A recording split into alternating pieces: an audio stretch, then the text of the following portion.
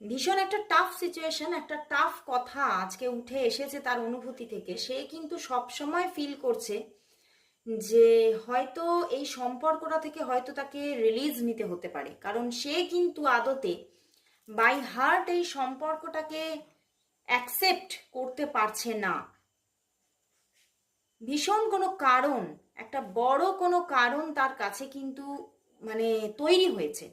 এমন কোনো একটা কারণ তৈরি হয়েছে যার জন্য এই সম্পর্কটা নিয়ে তার যে একটা আগামী পরিকল্পনা সেটা কিন্তু ব্লকড।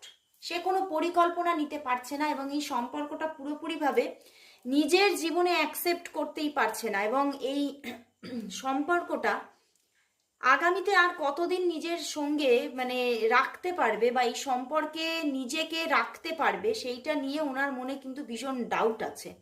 উনি কিন্তু এই সম্পর্কটা ঠিকভাবে নিজে